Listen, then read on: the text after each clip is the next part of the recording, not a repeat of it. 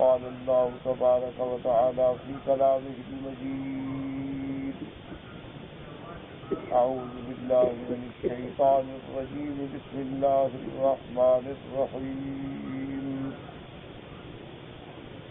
وإذ قلنا للملائكة اسجدوا لآدم فسجدوا إلا إبليس كان من الجن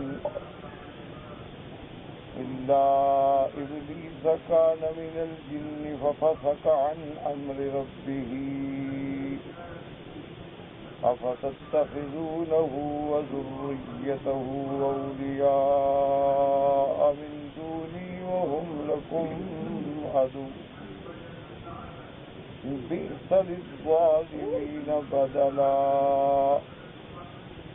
قال المؤلف والمفسر رحمه الله تعالى: أدام النفع بعلومه وعلومكم في الدارين آمين. إلى أن قال: يقول تعالى منبها بني آدم على عداوة إبليس لهم ولأبيهم من قبلهم ومقرعا لمن اتبعه منهم وخالف خالقه ومولاه وهو الذي أنشأه وابتداه وبألطافه رزقه وغزاه ثم بعد هذا كله وعلى إبليس وعاذ الله. فقال تبارك وتعالى: وإذ قلنا للملائكة. اب مفسر رحمۃ اللہ علیہ ان آیات مبارکہ کی تفسیر فرماتے ہیں کہ اللہ تبارک و تعالیٰ بنی آدم کو تنبیہ فرما رہے ہیں کہ ابلیس کی عداوت جو ہے ان کے لیے اور ان سے پہلے ان کے والد حضرت آدم علیہ السلام کے لیے اللہ تنبیہ فرما رہے ہیں اپنے بندوں کو کہ ابلیس کے فتنے سے بچو، شیطان کے فتنے سے بچو، یہ تمہارا بھی دشمن ہے اور حضرت آدم علیہ السلام کا بھی دشمن ہے. اور اللہ پاک تنبیہ فرما رہے ہیں ان لوگوں کو جو شیطان کی دوستی اور اتباع کرتے ہیں اور اپنے خالق اور مولا کو بھول جاتے ہیں، جس پروردگار عالم نے ان کو پیدا کیا اور پھر اپنے لطف و کرم سے ان کو رزق دیا، ان کو غذا دی. ان تمام نعمتوں کے بعد والا ابلیس سے دوستی کرتے ہیں اور خالق سے دشمنی کرتے ہیں.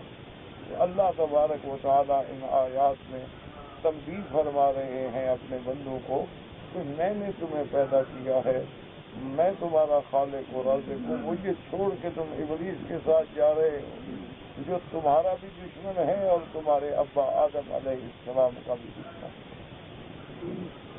اس لیے اللہ تبارک و تعالیٰ نے اس قصہ آدم علیہ السلام کو ذکر فرمایا تاکہ بندوں کو تنبیہ ہو جائے.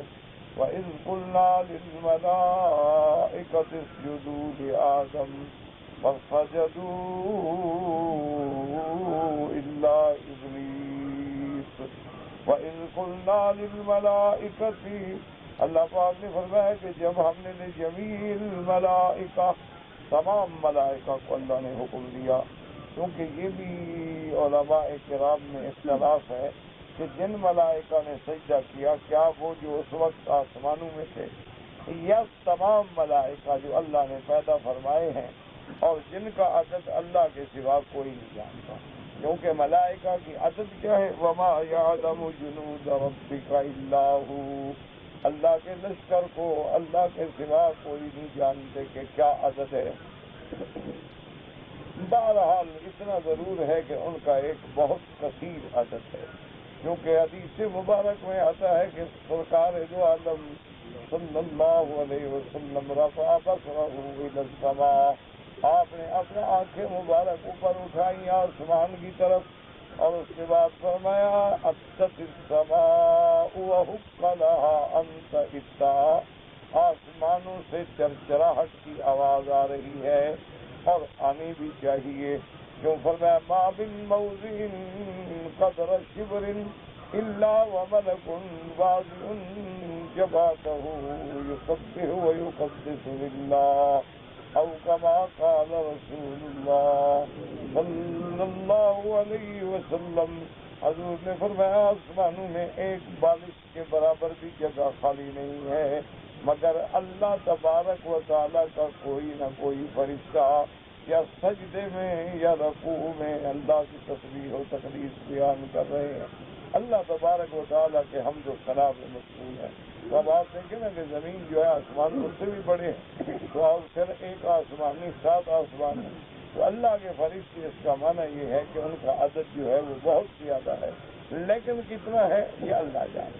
جیسا کہ حدیث مبارک میں آتا ہے کہ جو آسمانوں میں کعبہ ہے ایک وہ کعبہ ہے جو زمین میں ہے جو اللہ نے اپنی رحمت سے ہمیں نصیب فرمایا الحمدللہ. اور اسی طرح اس کے بالکل متوازی آسمانوں میں کعبہ ہے 7ویں آسمان کے جس کا نام بیت المعمور ہے. یہاں انسان طواف کرتے ہیں وہاں ملک طواف کرتے ہیں.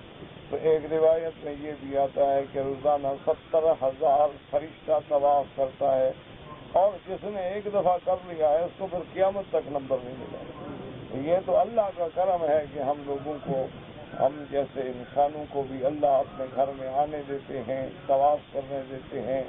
حجر اسود کا بوسہ کبھی نصیب ہو جاتا ہے کبھی رکن یمانی پہ لمس نصیب ہو جاتا ہے مقام ابراہیم کے پیچھے نماز نصیب ہو جاتی ہے. بڑا اللہ کا انعام ہے اللہ کا کرم ہے لیکن ان لوگوں کے لیے جو اس کی قیمت کو سمجھتے ہیں. اب دیکھیں نا یہ ایک پتھر ہے اب مجھے کیا پتا ہو سکتا ہے کہ یہ کون سا پتھر ہے لیکن جوہر ہی سمجھتا ہے کہ یہ کون سا پتھر ہے. تو اسی لیے اللہ کی نعمتوں کی قدر بھی اللہ والوں کو معلوم ہے. اللہ تبارک و تعالیٰ کی نعمتوں کا احساس جو ہے وہ اللہ والوں کو ہوتا ہے کہ ان کو اگر اللہ کے کعبے کی ایک نظر بھی نصیب ہو جائے ایک نماز بھی نصیب ہو جائے تو ساری زندگی وہ شکر کرتے رہتے کہ یا اللہ تو نے ہمیں اپنا گھر نصیب کیا یا اللہ تو نے ہمیں اپنے گھر میں نماز نصیب فرمائی تو نے اپنے گھر کا ہمیں طواف کا موقع عطا فرمایا. لیکن یہ ساری باتیں ان لوگوں کے لیے ہیں جن کو اللہ کی ان نعمتوں کا احساس ہے ان نعمتوں کی قدر ہے. تو اس لیے اللہ تبارک و تعالیٰ فرماتے ہیں کہ غور کریں اتنے ملائکہ ہیں لیکن سب ملائکہ نے سجدہ کیا. اور اسی کی تائید ایک دوسری آیت سے بھی ہوتی ہے جس میں اللہ نے فرمایا فسجد الملائکۃ کلھم اجمعون. تو وہاں کلھم کا لفظ بھی ہے اور اجمعون کا لفظ بھی ہے تو وہ بھی اسی پہ دلالت کرتا ہے کہ تمام ملائکہ نے سجدہ کیا. تو اب مفسر رحمۃ اللہ علیہ فرماتے ہیں کہ دیکھیں اللہ نے سب ملائکہ کو حکم دیا جمع الملائکۃ کما تقدم تقدیرہ فی اول سورۃ البقرہ جیسے کہ آپ سورۃ البقرہ میں تفصیل سے پڑھ چکے ہیں. اللہ نے حکم دیا اسجدوا لآدم اے سجود تشریف و تکریم و تعظیم کہ آدم کو سجدہ کرو تاکہ آدم کی تکریم و تعظیم جو ہے وہ واضح ہو جائے کہ اللہ پاک نے آدم علیہ السلام کو ملائکہ پر بھی افضلیت عطا فرمائی. تو اللہ کے ہر کام میں حکمتیں ہوتی ہیں کہ جب اللہ نے ارشاد فرمایا تھا نا کہ میں ایک خلیفہ پیدا کروں گا تو ملائکہ نے عرض کیا تھا کہ یا اللہ آپ ایک نئی مخلوق پیدا فرمائیں گے تو اپنے ملائکہ میں سے کسی کو حکم فرما دیں نحن نسبح بحمدک ونقدس لک قال انی اعلم ما لا تعلمون. اللہ تبارک و تعالیٰ کو ملائکہ نے عرض کیا مولا ہم تو تیری تسبیح کر رہے ہیں تیری تقدیس کر رہے ہیں تیرے احکام کے پابند ہیں تیرے مطیع فرما بردار ہیں تو آپ ایک اور مخلوق کو پیدا فرمائیں گے اور وہ مخلوق جا کے پھر زمین میں فساد کرے کیونکہ پہلے آپ نے جنوں کو بھیجا زمین میں جنوں نے بھی جا کے فساد کیا انہوں نے بھی جا کے خون بہایا. اب آپ اگر ایک اور نئی مخلوق بھیجیں گے تو وہ بھی جا کے فساد کریں گے تو آپ مہربانی فرمائیں کہ آپ ہم میں سے کسی کو بھیجیں. اللہ نے فرمایا انی اعلم ما لا تعلمون میں جانتا ہوں تم نہیں جانتے. علم کلی کا مالک جو ہے وہ اللہ تبارک و تعالیٰ کی ذات ہے کیونکہ اللہ تبارک و تعالیٰ زمین میں جو نظام چلانا چاہتے تھے وہ صرف یہ تو نہیں تھا کہ تسبیح ہو اور تقدیس ہو اللہ نے تو پورے نظام عالم کو چلانا تو اس کے لیے تو ضرورت ایسی بات کی تھی نا کہ کوئی ایسی مخلوق بھیجی جائے جس کے اندر ہر قسم کی قوتیں ہیں، قوت علمیہ بھی ہو، قوت فکریہ بھی ہو، قوت نظریہ بھی ہو، قوت حیوانیہ بھی ہو، قوت شہوانیہ بھی ہو، قوت ملکیہ بھی ہو، تاکہ وہ نمونہ بن کے دکھا سکیں کہ اللہ کن باتوں سے راضی ہے اور کن باتوں سے ناراض۔ اسی لیے اللہ پاک نے پیغمبر بھیجے، کیونکہ جب تک کسی بات کا نمونہ نہ بتلایا جائے صرف بات زبانی کلامی نہیں سمجھ جاتی۔ لیکن اللہ پاک نے قرآن عربی میں بھیجا ہے۔ اگر اللہ قرآن پاک نازل فرما دیتے کعبۃ اللہ کی چھت پہ اور عرب لوگ سے حکم دیتے جاؤ بابا قرآن پڑھو اور عمل کرو، لیکن اللہ جانتے تھے کہ صرف قرآن پڑھنے سے عمل نہیں ہو سکتا، صرف قرآن پڑھنے سے ہدایت نہیں مل سکتی ہے جب تک ساتھ کوئی راہبر بھی نہ مل جاتا۔ اس لیے اللہ نے جب بھی کتاب بھیجی تو پیغمبر ساتھ آئے، تورات بھیجی تو موسیٰ علیہ السلام آئے، انجیل بھیجی تو عیسیٰ علیہ السلام آئے، زبور بھیجی تو داؤد علیہ السلام آئے، آدم علیہ السلام کو بھی صحائف دیے، ابراہیم علیہ السلام کو بھی صحائف دیے، اور سب سے آخر میں سب سے اکمل سب سے اجمل سیدنا محمد مصطفیٰ خاتم الانبیاء کو بھیجا تو پھر جامع کتاب قرآن عطا فرمائی کہ حضور ہر چیز کا عملاً نمونہ دکھلائیں، صرف لفظوں سے بات سمجھ نہیں آتی، کیونکہ ایک لفظ ہوتا ہے آپ کا کتاب میں لکھ دیں تو اس کا ترجمہ آپ کو اس وقت تک سمجھ نہیں آ سکتا۔ اس لیے آپ دیکھیں کہ محدثین کتنا احتیاط کرتے تھے کہ جب بھی وہ حدیث پڑھاتے، مثلا حضور صلی اللہ علیہ وسلم نے ایک دفعہ سیدنا عبداللہ ابن عمر رضی اللہ تعالی عنہما کو ہدایت فرمائی اور ساتھ کھجور مبارک جو تناول فرما رہے تھے آدھی کھجور بھی عطا فرمائی، اور پیالہ مبارک ساتھ تھا اس میں پانی تھا، حضور نے وہ پانی پیا اور باقی پانی بھی عطا فرمائی۔ تو اسی لیے آج تک محدثین نے اس حدیث کے باب کا نام ہی باب الماء والتمر رکھا ہے کہ جس میں پانی اور کھجور کا ذکر ہے، کہ اب حضور صلی اللہ علیہ وسلم، اب آپ اندازہ فرمائیں کہ علماء کا کتنا احساس ہوتا ہے کہ حضرت سہارنپوری رحمت اللہ علیہ نے یہ حدیث جب پڑھائی تو اسی طرح باقاعدہ کھجور منگوائی اور آدھی کھجور کھا کے آدھی شاگرد کو دی، آدھا پانی پیا، آدھا شاگرد کو پلایا۔ تو انہوں نے کہا حضرت یہ تو انہوں نے فرمایا نہیں، کیونکہ مجھے جب حضرت گنگوہی نے پڑھایا تو انہوں نے بھی اسی طرح کیا، ان کو جب حضرت شاہ اسحاق نے پڑھایا تو انہوں نے بھی اسی طرح کیا، شاہ اسحاق رحمۃ اللہ علیہ کو جب شاہ عبدالغنی رحمۃ اللہ نے پڑھایا انہوں نے بھی اسی طرح کیا، ان کو جب شاہ عبدالعزیز رحمۃ اللہ نے پڑھایا انہوں نے بھی اسی طرح کیا، ان کو جب شاہ ولی اللہ رحمۃ اللہ نے پڑھایا انہوں نے بھی اسی طرح کیا، ان کو جب ابو طاہر مدنی رحمۃ اللہ نے پڑھایا، حتیٰ کہ سند لے گئے محمد مصطفیٰ صلی اللہ علیہ وسلم، تاکہ وہ عمل سامنے آئے، وہ کیفیت سامنے آئے کہ جو کیفیت خود حضور پاک نے فرمائی، تاکہ حضور کا عمل، حضور کا قول، حضور کا فعل، وہ انداز جو ہے وہ بھی قیامت تک محفوظ ہے۔ تو یہ احتیاط ہوتی تھی، ورنہ ایسے تو بات، اسی لیے اب حضور نے یہ تو نہیں کہا جاؤ نماز پڑھو، فرمایا نہیں صلو کما رأیتمونی اصلی، کہ اس طرح نماز پڑھو، نماز پڑھ کے دکھلاؤ۔ حضور فرماتے تھے بھئی اللہ کا حکم ہے وضو کرو، لیکن آپ نے فرمایا ھذا وضوئی ووضوء من قبلی من الانبیاء، یہ وضو کا طریقہ ہے۔ حضور صلی اللہ علیہ وسلم نے امت کو وہ طریقہ بھی بتایا۔ اسی طرح حضور صلی اللہ علیہ وسلم نے یہ نہیں فرمایا بابا اللہ نے حکم دیا حج کا حج کرو، مکہ جاؤ، مینا جاؤ، عرفات جاؤ، مزدلفہ جاؤ، حج کرو، طواف کرو، صفا کرو۔ سرکار دو جہاں نے خود احرام باندھا، خود سفر فرمایا، خود لبیک پڑھایا، خود طواف فرمایا، خود 2 رکعت پڑھی، زمزم پیا، آپ نے استلام کیا، صفا پہ تشریف لے گئے، اور جا کے کیا پڑھا؟ ابدأ کما بدأ به اللہ ان الصفا والمروۃ من شعائر اللہ، اور پھر صفا سے مروہ تک آپ چلیں، مروہ سے صفا، پورا نمونہ دکھلایا امت محمد۔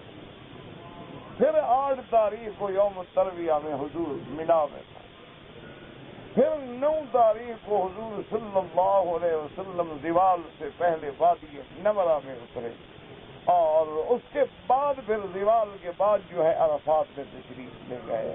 تو سارا نمونہ سکھلا دیا کہ امت کو کوئی مشکل نہ ہو، کسی بات کے سمجھنے کی مشکل۔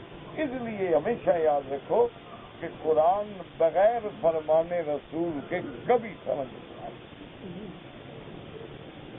اور فرمان رسول جو ہے وہ تعامل صحابہ کے بغیر کبھی سمجھ نہیں آتا، کیونکہ ہر واقعے کے گواہ کون ہیں؟ اصحاب رسول رضوان اللہ علیہم اجمعین، کہ بھئی یہ آیت یہ ہوتی تو حضور نے کیا فرمایا، تو گواہ کون ہیں؟ صحابہ۔ تو اب اگر صحابہ کی نفی کر دیں، دین ختم، اسلام ختم، اسلام کے گواہ ختم، تو اسلام کا مقدمہ ختم۔ صرف لفظوں سے تو بات نہیں بنتی ہے، صرف ڈکشنریوں سے مسئلہ حل ہو نا۔ وہ ایک حضرت قاری طیب رحمۃ اللہ نے واقعہ لکھا ہے کہ ایک کلیکٹر تھا انڈیا میں کسی زمانے میں، اس کی خدمت میں حبیب حسن صاحب جو تھے وہ اس کے پیشکار تھے، منشی تھے۔ اچھا، اس انگریز کو کبھی کبھی بھوت چڑھتا تو کہتا، ول منشی ادھر آؤ، ہم تم سے اچھی اردو بولتا۔ اب وہ منشی بیچارہ چپ ہو جاتا، بھی کلیکٹر ہے نوکری سے نکال دے گا، ورنہ وہ سمجھتا کہ یہ بے وقوف آدمی کیا اردو جانتا، نہ اس کی زبان اردو، نہ اس کو عرف کا پتہ، نہ محاورات کا پتہ، نہ کبھی اس بدبخت نے اردو باقاعدہ پڑھی ہے، لیکن افسر ہے کیا کروں؟ وہ کہتے ٹھیک ہے چپ کرے۔ وہ ہر دوسرے تیسرے دن اس کو کوئی دورہ پڑتا تھا کلیکٹر، بس وہ جب کوئی دورہ پڑتا، بس منشی ادھر آؤ، وہاں سے ہم تم سے اچھی اردو بولتا، ٹھیک کیا کریں۔ ایک دن وہ کسی بات پہ، چونکہ اب وہ جواب بھی تو نہیں دیتے تھے نا کہ بھئی ایک منشی آدمی ہے، وہ کمشنر کو یا کلیکٹر کو کیا جواب دے۔ تو ایک دن اس پاگل کو اور زیادہ غصہ آ گیا کہ بھئی یہ منشی آگے بولتے ہیں نہیں، چلو کہہ دیں کہ جی ہاں اچھی بولتے ہیں آپ، کچھ تو کہے نا۔ اب وہ بیچارے شریف آدمی تھے، وہ جانتے تھے اس کو اردو آتی نہیں، میں کیسے کہوں اچھی بولتا ہے، جھوٹ بھی نہیں بولتے تھے اور چپ بھی کر جاتے۔ تو اس نے میز پہ غصے سے ایسے مکہ مارا اور کہنے لگا، ویل پیشکار ادھر آؤ، ہم تم سے بہت اچھی اردو بولتا۔ ان کو بھی جن چڑھ گیا اس میں، انہوں نے 2 مکے مارے میز پہ، انہوں نے کہا تم بالکل نہیں جانتے۔ انہوں نے کہا نوکری رہے نہ رہے، کب تک آدمی چپ کرے، جھوٹ کر کب برداشت کرے۔ انہوں نے تو وہ حیران ہو گئے، کہتے ہم کو اردو، انہوں نے کہا بالکل نہیں آتا۔ انہوں نے کہا ویل ہم اسے پوچھو۔ اس نے کہا کہ میں نے کلیکٹر سے سوال پوچھا تو صاحب بغلیں جھانکتے رہ گئے، اس کا کیا معنی ہے؟ انہوں نے کہا یہ بغلیں جھانکتے، ادھر جھانکا، بغلیں ادھر جھانکا۔ انہوں نے کہا یہی الو کے پٹھے تمہیں اردو آتی۔ تو اس نے کہا اچھا چلو ایسا کرو، ہم کو 2 دن کا مہلت دو، ہم ڈکشنری دیکھے گا۔ انہوں نے کہا نہیں 1 ہفتے کا مہلت ہے، اب ساری ڈکشنریاں دیکھیں۔ 2-3 دن جناب کتابیں منگائے، اب دیکھے بغلیں جھانکنا تو لکھا ہے، لیکن اس کا معنی کیا ہے کہ بغلیں جھانکتے رہ گئے، کیا معنی ہے؟ تو 3 دن کے بعد بولا کہ ویل منشی ادھر آؤ، ہم کو ڈکشنری میں نہیں ملا۔ تو یہ کیا مطلب؟ آخر بغلیں جھانکنے کا معنی تو یہی ہے نا کہ ادھر بغل ہے، ادھر بغل ہے، ادھر دیکھو ادھر دیکھو، یہ بغلیں جھانکنے۔ انہوں نے کہا الو کے پٹھے یہ معنی نہیں ہے، معنی یہ ہوتا ہے کہ یہ تعجب و حیرانی کے لیے ہے کہ جب میں نے ایسی بات کی تو وہ حش یعنی حیران ہو گیا، ایسا تعجب میں کھو گیا، گویا بغلیں جھانکتے رہ گیا۔ تو یہ محاورہ ہے، یہ عرف کی بات ہے، اس میں ترجمہ کام نہیں آتا ہے۔ ڈکشنریاں پڑھنے سے کیا مسئلہ ہوتا ہے؟ یہی وہ جنون ہے جو لوگوں کو چڑھا ہوتا ہے۔ قرآن و حدیث بھی اللہ والوں کے سوا حل نہیں ہے۔ اللہ تبارک و تعالیٰ نے اسی لیے پیغمبر بھیجے، پیغمبر کے ساتھ صحابہ آئے، تابعین آئے، تبع تابعین آئے، محدثین آئے، علماء آئے، فقہاء آئے، انہوں نے وہ شکل بھی محفوظ رکھی جو حضور پاک، اب دیکھیں نا حدیث آتی ہے کہ حضور صفا دوڑ رہے تھے، تو بات تو اتنی ہے نا کہ حضور صفا مبارک دوڑ رہے تھے، لیکن بی بی ام سلمہ صاف صاف یہ بھی ساتھ کہتی ہیں وَكَأَنِّي أَنظُرُ، گویا میں اب بھی دیکھ رہی ہوں کہ جب حضور دیکھتے تھے تو آپ کی چادر مبارک یوں ہوتی تھی، آگے سے یوں ہوتی تھی، یوں ہوتی تھی، تو وہ اس کیفیت کو بھی بیان کرتی ہیں کہ جس کیفیت میں جب حضور چلتے ہیں، کیونکہ بہت زیادہ تو نہیں دوڑتی نا، دوڑتی آرام سے تو کپڑا ہلتا ہے نا، تو وہ کپڑے کے ہلنے کی کیفیت کو بھی محفوظ رکھا، اسی لیے حضرت عمر نے فرمایا کہ جب حضور پہ انا فتحنا لک فتحا مبینا قرآن کی آیت نازل ہوئی، حضور اونٹنی پہ سوار تھے اور حضور وہ قرآن پڑھ رہے تھے، اونٹنی چل رہی تھی، تو جب چل رہی تھی تو آواز میں وہ لہر پیدا ہو رہی تھی، تو حضور فرماتے فتحا مبین، تو اسی طرح حضرت عمر نے نقل کہ وہ کیفیت بھی محفوظ رہے قیامت تک، کہ جو حضور پاک کے زبان مبارک میں کیفیت تھی وہ بھی نہ بگڑے، تو یہ کمال ہوتا تھا علماء کا، محدثین کا، اللہ ان کی قبروں پہ کروڑوں رحمتیں فرمائے۔ تو اس لیے اب ایک آدمی کہہ دے جی اچھا جی سجدہ کرو، کیسے کرو؟ یعنی کتنے لوگ ہیں میرے بھائی جو ابھی تک صحیح معنی میں سجدہ کرنا بھی نہیں جانتے، کتنے میرے بھائی ہیں جو ابھی رکوع کرنا بھی نہیں جانتے۔ اچھا رکوع میں ہے، حضور نے فرمایا تستوی ظہرہ، اس کی پشت جو ہے وہ برابر ہو جائے۔ اب رکوع کر کے آپ دیکھیں پھر مجھے بتائیں کہ کیسے برابر ہوتی ہے۔ سجود جو ہے وہ حضور ایسے فرماتے تھے کہ یہ دونوں ہاتھوں کا رخ جو ہے یہ بھی، یہ نہیں کہ یوں ہاتھ ہی ہو،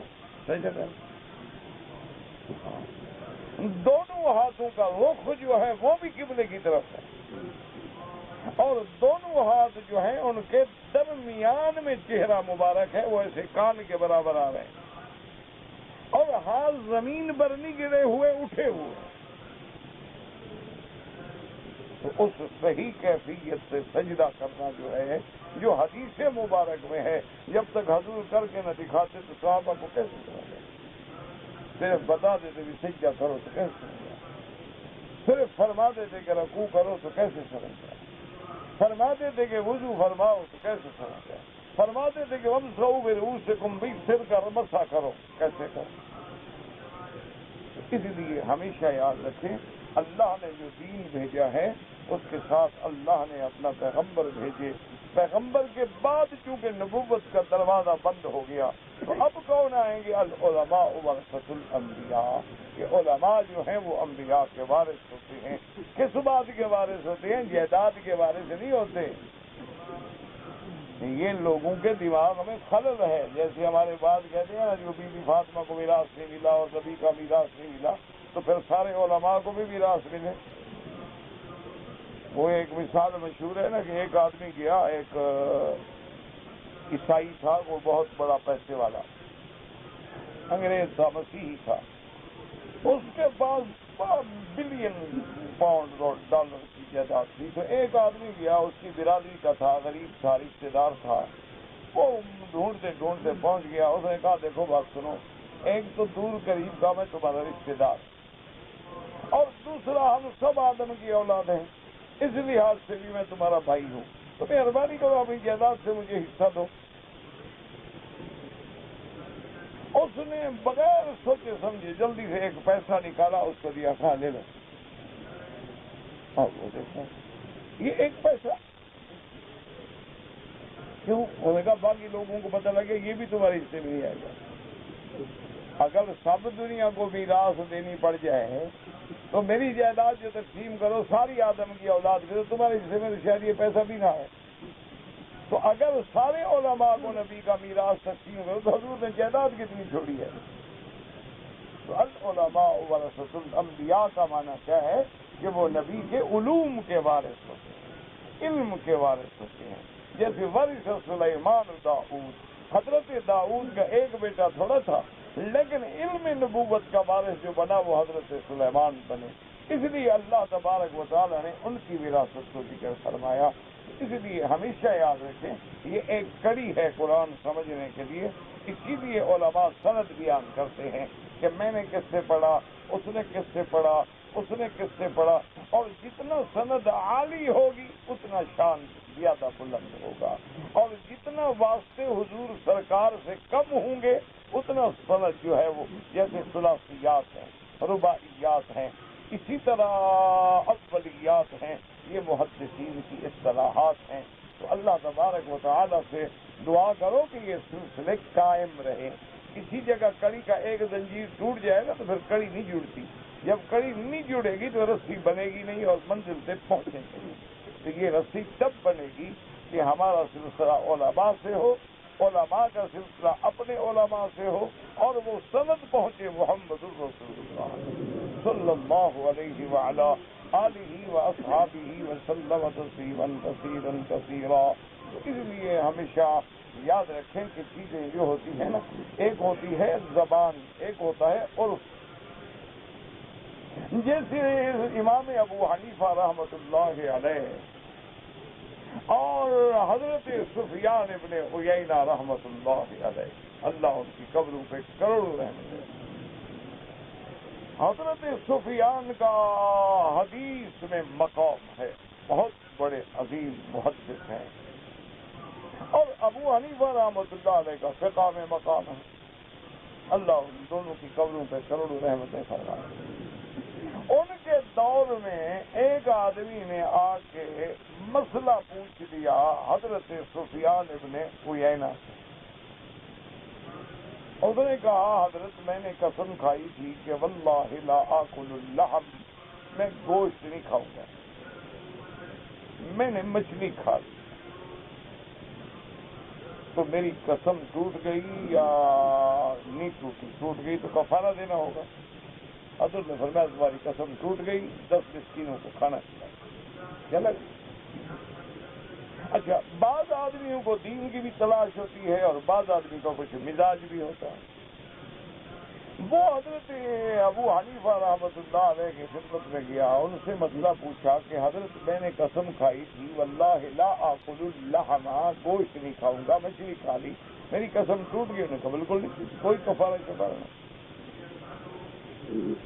اور وہ پریشان ہو، ایک امام کہتا ہے تم پر کفارہ ہے،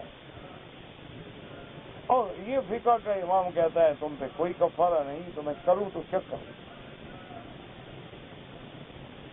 وہ پھر واپس آ گیا حضرت سفیان ابن عیینہ کی خدمت میں۔ انہوں نے کہا کہ حضرت آپ نے فرمایا قسم ٹوٹ گئی اور 10 مسکینوں کو کھانا کھلاؤ، میں امام ابو حنیفہ کے پاس گیا، وہ کہتے ہیں کوئی قسم نہیں ٹوٹی، کوئی کھانا وانا نہ کھلاؤ۔ تو امام صاحب جوش میں آ گئے، جلان آ گئے، برابر کے لوگ تھے نا، ان کو تو سجتی تھی نا بات، ہم کیا 2 ٹکے کیا دیں۔ فرمایا اچھا کھانا ابو حنیفہ کتاب اللہ، ابو حنیفہ اب اتنی جرت پہ آ گیا، اللہ کے قرآن کی بھی مخالفت کرتا ہے۔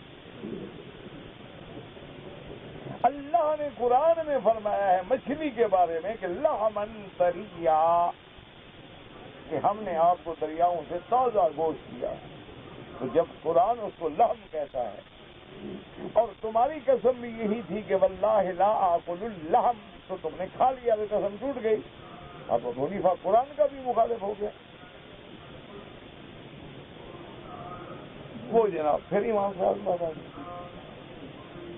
اس نے کہا جی میں گیا تھا حضرت کی خدمت میں، وہ ناراض بھی ہو گئے، اور کہتے ہیں کہ ابو حنیفہ کو ضرورت ہو گئی ہے، قرآن کی بھی مخالفت کرتا ہے، قرآن میں ہے لحمن طریا، اللہ نے قرآن میں مچھلی کو لحم فرمایا ہے، تم نے لحم کی قسم کھائی تھی، تمہاری قسم کیسے نہیں ٹوٹی؟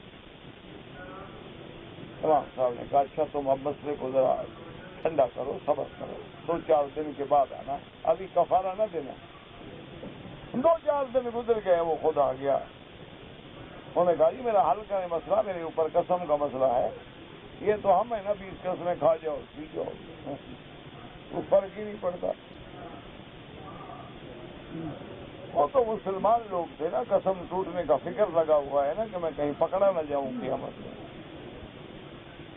تو انہوں نے کہا اچھا ایک آدمی ساتھ لے جاؤ اور امام صاحب سے مسئلہ پوچھو، ان سے کہو کہ جناب میں نے قسم کھائی تھی کہ واللہ لا انام علی الفراش، کہ مجھے اللہ کی قسم ہے فراش پہ بستر پہ میں نہیں سوؤں گا، میں زمین پہ سو گیا، میری قسم ٹوٹ گئی ہے، رہ گئی۔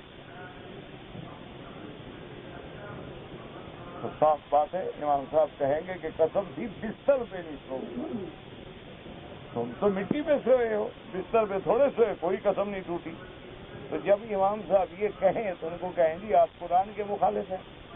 قرآن کہتے ہیں الذی جعل لکم الارض فراشا، میں نے زمین تمہارے لیے فراش بنایا، بستر بنایا۔ وہ آدمی آ گیا، اس نے سوال کیا، انہوں نے کہا کوئی قسم نہیں ٹوٹی، تمہاری قسم ہے فراش کی اور تم مٹی پہ سوئے ہو۔ انہوں نے کہا جی قرآن کہتے ہیں الذی جعل لکم الارض فراشا، رحم اللہ ابا حنیفہ، میں نے نہیں سمجھا کہ لوگ جب قسم کھاتے ہیں تو عرف کو دیکھتے ہیں کہ عرف میں مچھلی اور گوشت الگ چیز ہے، لغت نہیں دیکھنے جاتے۔ کسی آدمی کو کہو بھی 10 ریال کا گوشت لے آؤ، وہ مچھلی لے آؤ، بے وقوف میں نے گوشت کہا ہے۔ کسی کو کہو جی 10 ریال کی مچھلی لے آؤ اور وہ گوشت لے آؤ، بھئی وقوف آدمی، گوشت نہیں میں نے مچھلی کہا ہے۔ تو عرف میں مچھلی اور گوشت کا چونکہ فرق کیا جاتا ہے، لہذا ٹھیک کہا امام صاحب نے، تمہاری قسم نہیں ٹوٹی، کفارہ شفارہ نہ دینا پڑا۔ تو یہ بات تھی۔ تو اگر لغت سے سمجھنا ہوتا تو پھر مسئلہ سمجھ نہ آ جاتا۔ لغت میں تو لحم کا لفظ اطلاق مچھلی پر بھی ہے، گوشت پر بھی ہے، فراش کا اطلاق زمین پر بھی ہے اور بستر پر بھی ہے، لیکن اس کے سمجھنے کے لیے ضرورت تھی کہ سمجھانے والا تھا۔ اس لیے ہمیشہ یاد رکھا کریں کہ اب علماء فرماتے ہیں کہ ملائکہ، انہوں نے کہا کہ جمیع الملائکہ، کیسے کہا جمیع الملائکہ؟ کہ دوسری آیت کہہ رہی ہے فسجد الملائکۃ کلھم اجمعون۔ اب مفسر رحمۃ اللہ علیہ فرماتے ہیں کہ تفسیر سورۃ البقرہ میں آپ مفصل پڑھ چکے ہیں، اور دوسری آیت میں وَإِذْ قَالَ رَبُّكَ لِلْمَلَائِكَةِ إِنِّي خَالِقٌ بَشَرًا مِّن صَلْصَالٍ مِّنْ حَمَإٍ مَّسْنُونٍ فَإِذَا سَوَّيْتُهُ وَنَفَخْتُ فِيهِ مِن رُّوحِي فَقَعُوا لَهُ ساجدین۔ مٹی، اور پھر وہ مٹی جو پکی ہوئی ہو آواز دینے والی، اس سے اللہ نے پیدا کیا۔ آدم علیہ السلام تو کیوں پہلے تو مٹی ہے نا، پھر پانی میں گوندا گیا، پھر سوکھ گئی، پھر پک گئی۔ تو جب میں اس میں روح پھونکوں تو تم سجدے میں گر جاؤ۔ قولہ فسجدوا الا ابلیس کان من الجن، تمام فرشتوں نے سجدہ کیا مگر ابلیس۔ کیوں ابلیس نے سجدہ نہیں کیا؟ خانہ اصل اس کا کیا تھا؟ اصل وہ ملائکہ میں سے نہیں تھا، اصل وہ جنوں میں سے تھا۔ وہ جو اصل تھی نا، آخر وہ اصل اثر کر گئی۔ خانہ اصلہ، یعنی اس کی جو اصلیت تھی نا، وہ نور سے تھے، وہ نار سے تھے۔ نور کی اصلیت اپنی ہے اور نار کی اصلیت اپنی ہے۔ نور روشنی دینے والا، آگ جلانے والی ہے، تو آگ جو ہے ویسے بھی وہ حد سے نکلنے والی ہوتی ہے، تو لہذا اصلیت جو ہے کبھی بندے پہ اثر کرتی ہے۔ فَإِنَّهُ خُلِقَ مِن مَّارِجٍ مِّن نَّارٍ، آگ کے شعلے سے پیدا ہوا۔ وَأَصْلُ خَلْقِ الْمَلَائِكَةِ مِن نُّورٍ، اور اللہ کے فرشتے جو ہیں وہ اللہ پاک نے ان کو نور سے پیدا فرمایا۔ كما ثبت في صحيح مسلم من عائشہ ان عائشہ رضی اللہ تعالی عنہا عن رسول اللہ صلی اللہ علیہ وسلم انہ قال۔ اب مفسر رحمۃ اللہ علیہ فرماتے ہیں کہ صحیح مسلم میں یہ حدیث مبارک ہے جس کو روایت کیا بی بی عائشہ رضی اللہ تعالی عنہا نے۔ وہ فرماتی ہیں کہ حضور پاک نے ارشاد فرمایا انہ قال خلقت الملائکۃ من نور وخلق ابلیس من مارج من نار وخلق آدم مما وصف لكم فعند الحاجة نزح كل وعاء بما فيه وخانه الطبع عند الحاجة وذلك أنه كان قد تبسم بأفعال الملائكة وتشبه بهم وتأبد وتمسك فلهذا دخل في خطابهم وأصحاب المخالفة. اللہ پاک نے فرمایا، حضور فرماتے ہیں اللہ نے ملائکہ کو نور سے پیدا فرمایا، ابلیس کو آگ سے پیدا فرمایا، اور آدم کو اللہ نے مٹی سے پیدا فرمایا. خلقه من تراب ثم قال له كن فيكون. یہ جیسے اللہ فرماتے ہیں دوسری آیت میں اکفرت بالذی خلقک من تراب ثم من نطفة ثم سواک رجلا.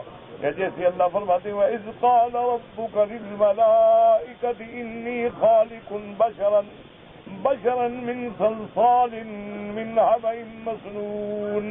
تو آدم علیہ السلام کو اللہ نے مٹی سے پیدا فرمایا. اب مفسر رحمۃ اللہ علیہ فرماتی ہیں کہ جب وقت آتا ہے تو جو برتن میں ہوتا ہے وہی نکل آتا ہے، کہ برتن میں اگر اچھائی ہے تو اچھائی نکلے گی، برائی ہے تو برائی نکلے گی.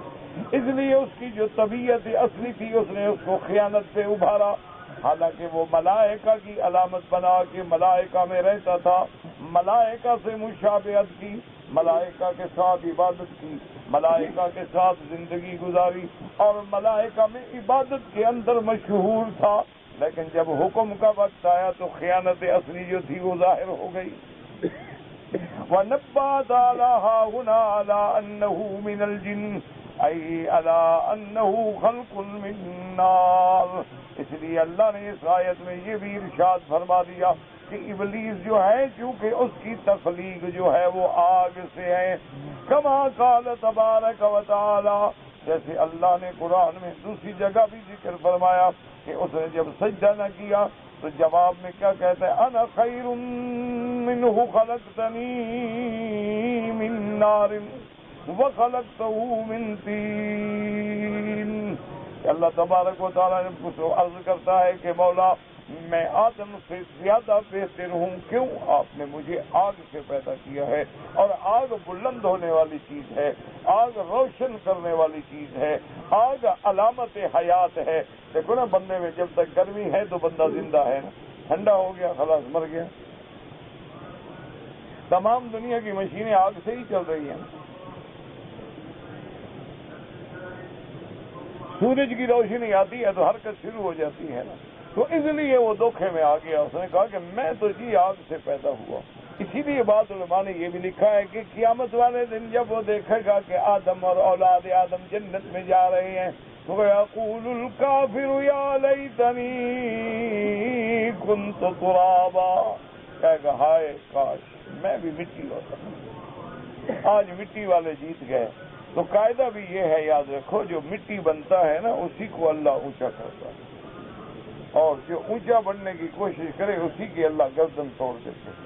تواضع کرو گے، ہر کے خدمت کر دو او مخدوم شد، خدمت کرو گے تب مخدوم کہلاؤ گے.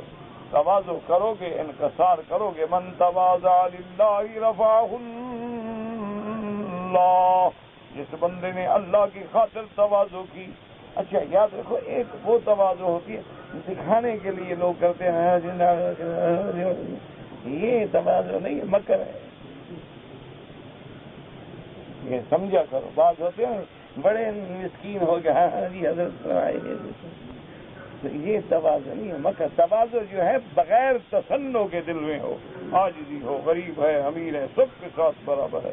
اس لیے دیکھا نہیں کہ صحابہ فرماتے ہیں کہ حضور پاک نے کلمہ شریف کے علاوہ کبھی لا نہیں کہا. کیا مطلب؟ کہ چھوٹی بچیاں آ جاتی ہیں حضور پاک کی خدمت میں، چھوٹی بچی، یا رسول اللہ مجھے یہ کام کا بچی ہے. کوئی بیوہ عورت ہے، بوڑھی عورت ہے. اسی لیے صحابہ کہتے ہیں نا کہ ہم نے حنین میں دیکھا کہ ایک عورت آئی تو حضور نے بڑا اکرام کیا، اور وہ بڑا بے تکلف ہو کے حضور سے بات کرے کہ حضور ان کو چھوڑ دو. حضور اچھا ٹھیک، یا رسول اللہ ان کا مال بھی واپس کر دو. ہاں بھی مال بھی واپس کر دو. صحابہ کہتے ہیں ہم حیران ہو رہے تھے یہ کون ہے بوڑھی، اتنی جرت سے نبی سے بات کر رہی ہے. ہمیں بڑا غصہ آیا کہ ادب بھی نہیں اس کو، کہ اللہ کے نبی سے بات کر رہی ہے، ایسے ترس سے بات کرتی ہے۔ تو بعد میں جب پوچھا ہم نے رسول اللہ کیا بات ہے، تو دو روایات ہیں۔ ایک روایت ہے فرمایا کہ میری اماں ہے، اور ایک روایت فرمایا نہیں صوبیہ میری بہن ہے رضائی، بی بی حلیمہ کی بیٹی ہے، میرے ساتھ دودھ پیا جس نے مجھے کھلایا ہے، تو اس کی بات کا انکار میں کیسے کر سکتا ہوں؟ جس نے بچپن میں مجھے اٹھایا ہے، کھلایا ہے، تو اس کی بات میں نہ مانوں تو کس کی بات مانوں؟ اسی لیے صحابہ کہتے تھے کہ حضور کی زبان پہ تو بس لا یعنی انکار تھا ہی نہیں، جو جس نے کہا نعم، جو جس نے کہا نعم، جو جس نے کہا۔ بڑا آدمی آ گیا تو وہی بے تکلفی ہے، حضرت بلال آ گئے تو وہی بے تکلفی ہے، صہیب آ گئے وہی بے تکلفی ہے، ابو بکر عمر جیسے بڑے لوگ آ گئے وہی بے تکلفی۔ یہ ہے تواضع، اور تواضع اللہ کے لیے ہو، لوگوں کو دکھانے کے لیے نہ۔ یہ جو لوگ بنتے ہیں نا جی، وہ گردن جھکا کے بیٹھے ہوئے ہیں اور جناب بس آگے سارے لوگ بیٹھے ہوئے ہیں اور گردن اوپر ہی نہیں ہو رہی ہے، لوگ سمجھیں سبحان اللہ حضرت پہنچے ہوئے ہیں، مکر ہوتا ہے۔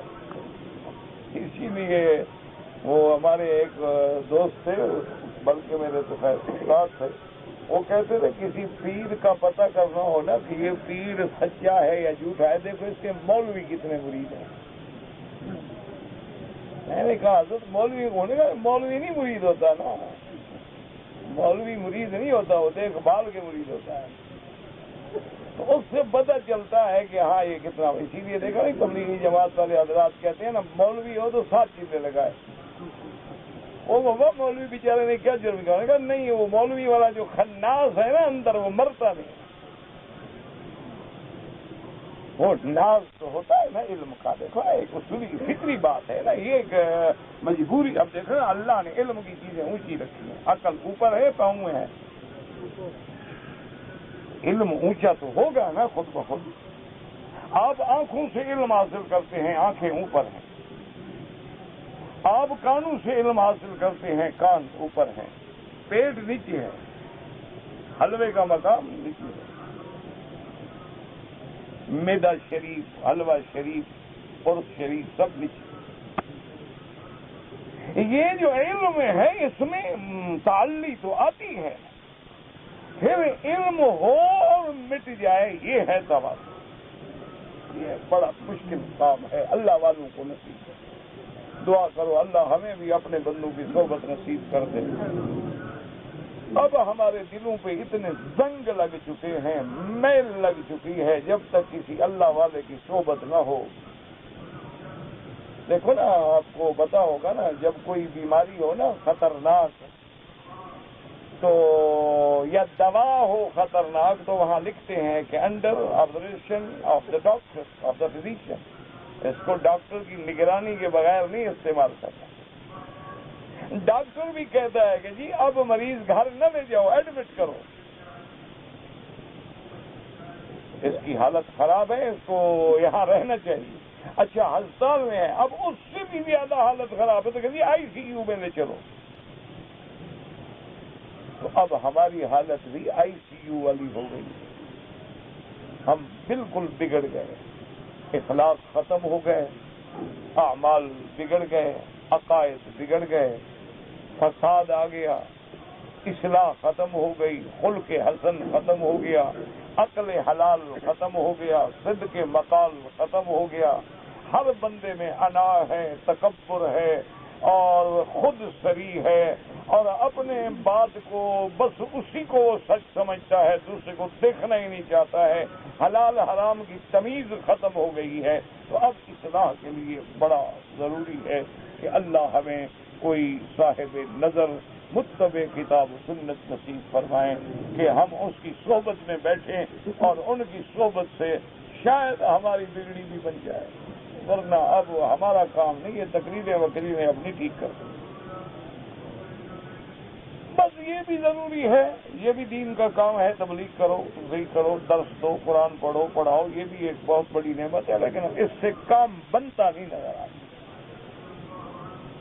بس دعا کریں، ہم تو بدقسمت لوگ ہیں، گناہگار لوگ ہیں، نہ کوئی اللہ والا ملا نہ علم ملا، بس نہ ادھر کے ہیں نہ ادھر کے ہیں، صرف اس کی رحمت کی ایک امید ہے کہ اس کے گھر میں بیٹھے ہیں قرآن کھول کے نقل بنا کے، شاید وہ راضی ہو جائے اور اس نقل کو قبول کر لے۔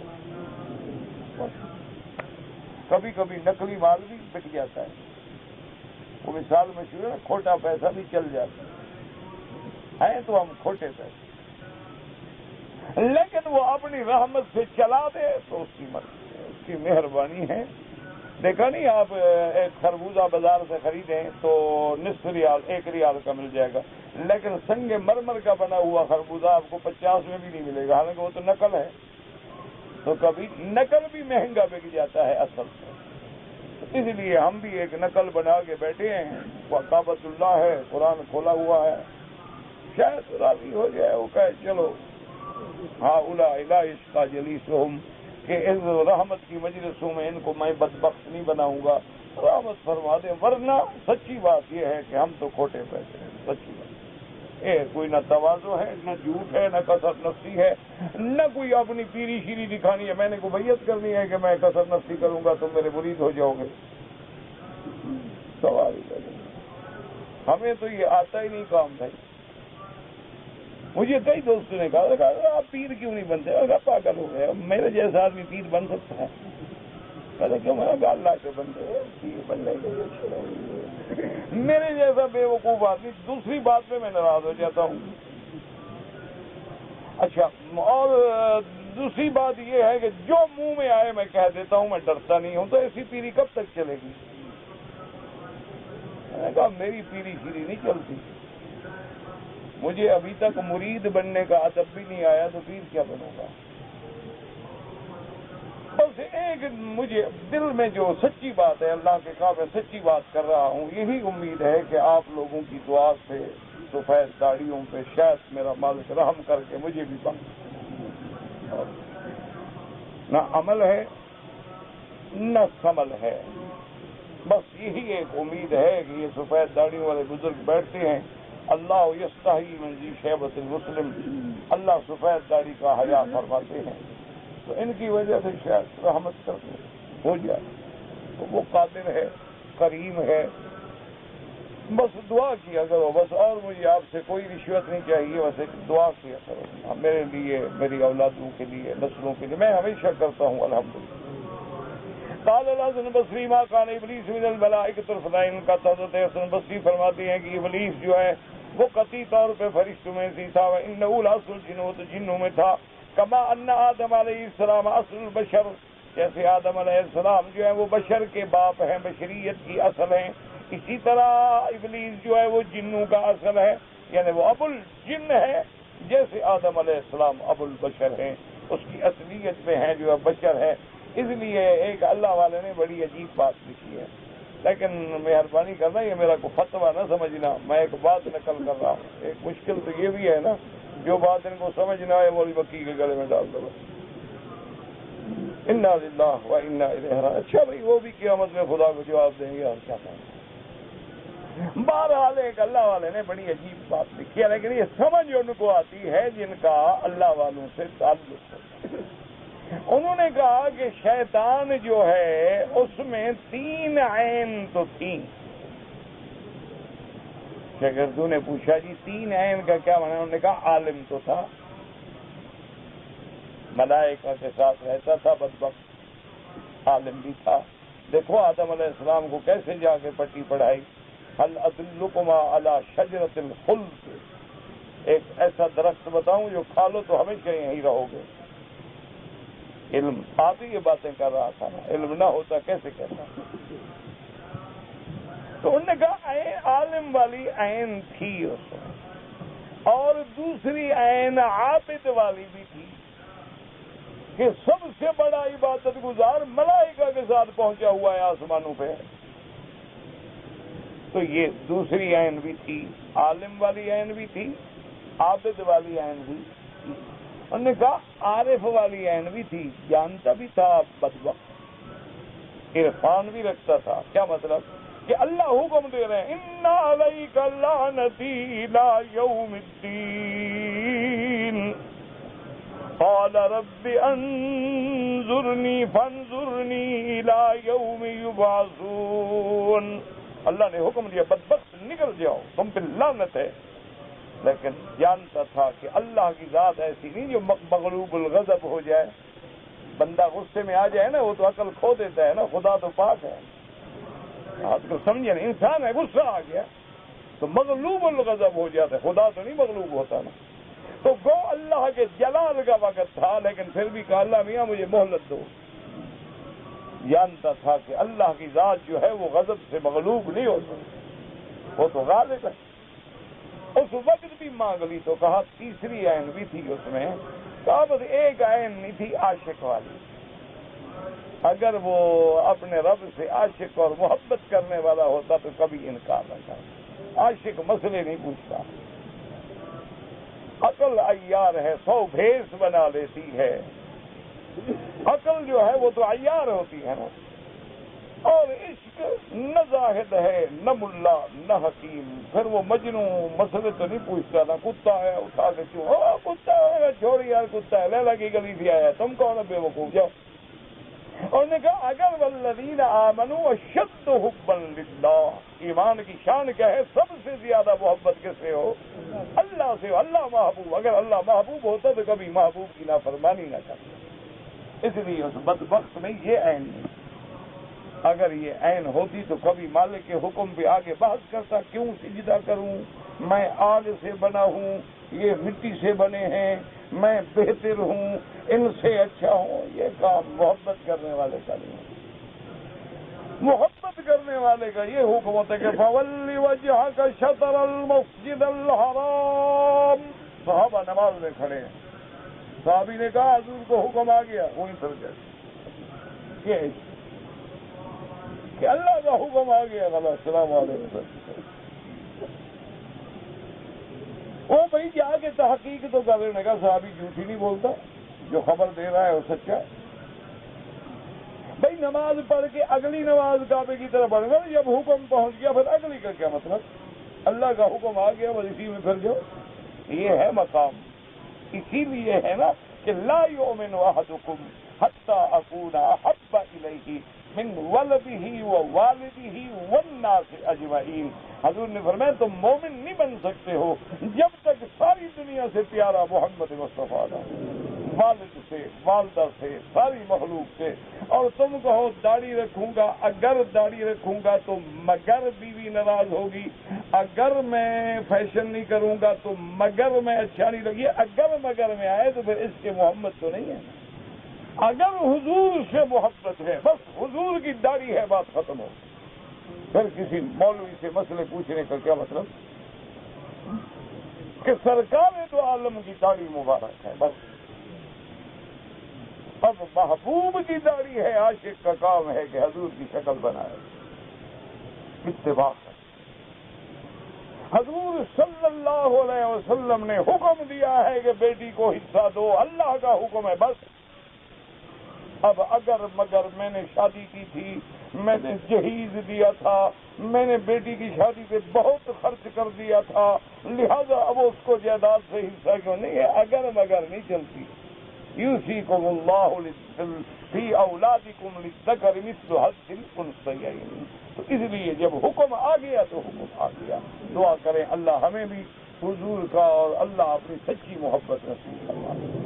بس دعا کیا کرو. اب دعا سے گاڑی چل پڑے تو چل پڑے، ورنہ بہرحال مجھے اپنے حال کا تو پتہ ہے کہ کچھ نہیں. کہتے جی کہ اگر میں نے عمرہ کر لیا ہے ایک احرام میں اور اللہ دوبارہ عمرہ کرنے کی توفیق عطا فرمائے تو کیا اسی احرام کو دوبارہ استعمال کر سکتے ہو؟ 100 بار کر سکتے ہو. احرام ہے، کوئی پلید تو نہیں ہو گیا عمرہ کرنے سے. اللہ کے بندے جب تک ٹھیک ہے بالکل کرو، خراب ہو جائے دھو لو. مجھے 105 ریال ملے ہیں. بالکل غریبوں کو دے دو، یہاں دے دو، اپنے ملک کو دے دو، کہیں بہرحال خیرات کر دو. میرے چچا کا لڑکا فوت ہو گیا ہے تو اس کی بیوی سے تعزیت، ہاں پردے میں کرو، بالکل تعزیت کرو، کوئی بات نہیں. اگر ایک آدمی مدینہ منورہ سے بغیر احرام کے آ جائے تو یا تو فوراً عمرہ کرے واپس جا کے، یا پھر دم دینی پڑے گی اور عمرہ بعد میں یہاں سے کر لے۔ اگر ٹیک لگا کے بیٹھا ہو اور نیند آ جائے تو وضو کرے، کیونکہ اعضاء ڈھیلے ہو جاتے ہیں۔ اگر ٹیک نہ لگائے تو اعضاء قوی ہوتے ہیں، خطرہ نہیں ہوتا۔ حدیث ضعیف کا کیا معنی ہے؟ اس مصطلحات الحدیث پڑھو، یہ تقریروں میں ہو سکتا ہے سارا مسئلہ۔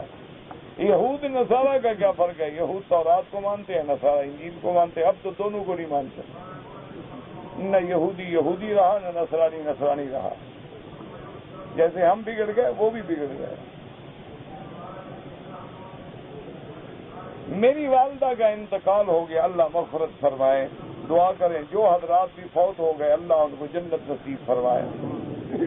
کہتے جی جنت میں رات ہوگی نہیں ہوگی کہ نہیں ہوگی؟ وہاں سورج چاند ہوگا ہی، شمسن ولا دمہری رات۔ کہتے جی پھر جنت والے آرام کے اوقات کیسے مقرر کریں گے؟ اللہ پاک ان کو عقل عطا فرمائیں گے، وہ پردے گرا دیں گے، رات بن جائے گی، ہٹا دیں گے، دن ہو جائے گا۔ اللہ تبارک و تعالی نے جنت کے درجات جو ہیں وہ تو کوئی بھی نہیں جانتا۔ او درجات بعضها فوق بعض۔ جنت میں کوئی عبادت نہیں ہوگی، تکلیف ختم، وہ تو وہاں جزا ہے، عمل ہے ہی نہیں۔ ایسے لوگ اپنے شوق سے قرآن بھی پڑھیں گے، عبادت بھی کریں گے۔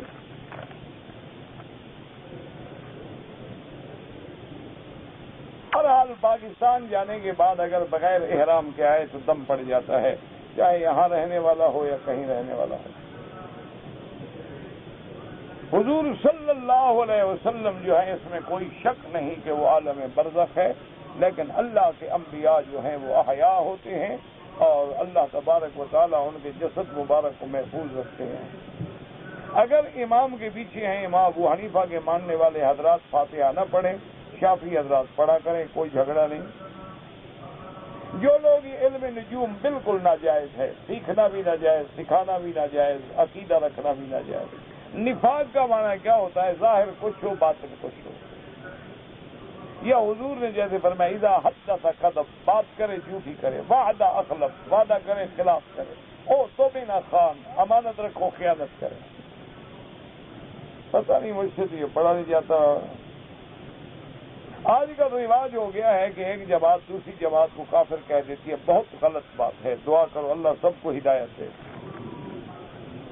میری انگلی میں فریکچر ہو گیا ہے، پلسٹر چڑھا ہوا ہے، کوئی بات نہیں، اس سے اوپر بسا کر لیا کر، وضو کریں، نماز پڑھیں، عمرے کریں، سب کچھ کریں، حج کریں۔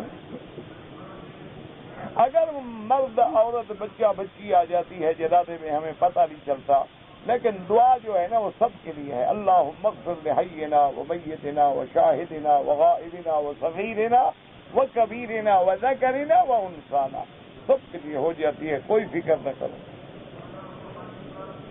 دم جب اللہ پیسے دے دینا، نہ ہو تو روزے رکھ لو۔ اب قال ابن المبارک ابن مبارک جو ہے ابو حنیفہ کے شاگرد ہیں۔ شاگرد استاد کے بارے میں یہ نہیں کہہ سکتا یتیماً فی الحدیث ہے۔ عبداللہ بن مبارک کے شاگرد ہیں، تو اتنا بڑا امیر المومنین فی الحدیث اس کا شاگرد کیسے بنا جس کو حدیث آتی نہیں تھی؟ کوئی عقل کرو۔ یعنی شاگرد تو بن گیا امیر المومنین فی الحدیث، اور بعض اوقات یتیمن کا بنا ہوتا ہے وحیدن فریدن، اکیلا، در یتیم، وہ موتی جو اکیلا ہو جس کا کوئی مقابلہ نہ کر سکے۔ کہتے ہیں جی کہ ہم لوگ رہتے ہیں یو کے میں، ہمیں وہاں قرضہ جو ہے اس پہ سود دینا پڑتا ہے۔ کوشش کریں میرا بھائی سود سے بچنے کی، چاہے آپ کافر کے ملک میں ہیں یا مسلمان کے ملک میں۔ ایک ہے کہ قانوناً مجبور ہیں کسی بات، وہ انشاءاللہ آپ پہ گناہ نہیں ہوگا، لیکن اپنی مرضی سے کہ میں گھر لے لوں لیکن سود پہ لے لوں، گاڑی لے لوں سود پہ لے لوں، نہ لو، کرائے پہ گزارا کرو۔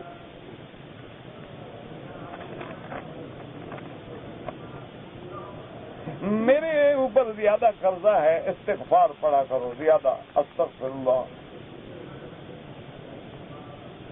میں نے عمرے کی نیت کی، بھول میں ہاتھ کے پشت پہ تھوڑی سی مقدار میں عطر لگا، اگر اسی وقت اس کو دھو ڈالا کچھ بھی نہیں، اگر معمولی جگہ لگا صدقہ کر دو، خیرات کر دو، دم نہیں پڑتی۔ اور عمرہ میں نے عصر کی نماز پڑھ کے شروع کیا، ٹھیک ہے، تو آپ نے 2 رکعت مغرب کے بعد پڑھ لو، صفا دوڑ کے پڑھ لو، بعد میں پڑھ لو، کوئی مسئلہ نہیں۔ ہمارے کمرے میں اخبار لگے ہیں، اس میں تصویریں ہیں، اس کے اوپر کوئی اور اخبار لگا دو، تصویر نہ نظر آئے، بس کوئی مشکل مسئلہ نہیں۔ اگر ایک آدمی نے 2 رکعت نماز پڑھی اور وضو ٹوٹ گیا، چھوڑ دے، چلا جائے، واپس آئے، مل جائے جماعت تو ٹھیک ہے، نہیں تو پوری پھر پڑے۔ اگر ہم نے ویزا لیا ہے، ویزے پہ آئے ہیں، مدینہ منورہ جائیں گے زیارت کے لیے، واپسی پہ عمرہ کریں، بالکل ضرور کرو، کیونکہ آپ کی تو کوئی ڈیوٹی بھی نہیں، آپ تو ویسے زیارت کے لیے جا رہے ہیں۔ لیا ہے کہ حنفی مسلک میں ظہر ہو یا عصر، مغرب ہو یا عشاء یا فجر، امام کے پیچھے فاتحہ نہیں پڑھی جاتی۔ امام احمد بن حنبل رحمۃ اللہ علیہ فرماتے ہیں کہ جہری نماز ہے، فجر ہے، مغرب ہے، عشاء ہے، مقتدی نہ پڑھے، سری نماز ہے تو پڑھے۔ امام شافعی رحمۃ اللہ علیہ کے نزدیک ہر نماز میں پڑھی جاتی ہے، دلائل ائمہ کے پاس ہیں، اور سب کی نمازیں انشاءاللہ ٹھیک ہیں، اللہ قبول فرمائے، آپ کسی سے اختلاف اور جھگڑا نہ کریں۔ جو لوگ فوت ہو گئے اللہ ان کی مغفرت فرمائے اور درجات بلند فرمائے۔ جس نے حفظ قرآن بھی کیا، FSC بھی کیا ہوا ہے، داخلہ لینا چاہتا ہے تو میرے بھائی یہ یونیورسٹی میں جا کے معلومات کریں، تو میں تو نہیں جانتا کہ کیا طریقہ کار ہے۔ آپ فوراً پڑھے لکھے آدمی ہیں، یونیورسٹی میں چلے جائیں اور ان کو بتائیں کہ میں نے داخلہ لینا ہے، وہ آپ کو فارم وغیرہ دیں گے، طریقہ بتائیں گے، اس پہ عمل کریں۔ کہ میں مدینہ جاؤں گا وہاں داڑھی رکھوں گا، مکے میں خدا سے نہیں ڈرتا، مدینے میں جا کے ڈرنا شروع کرے گا۔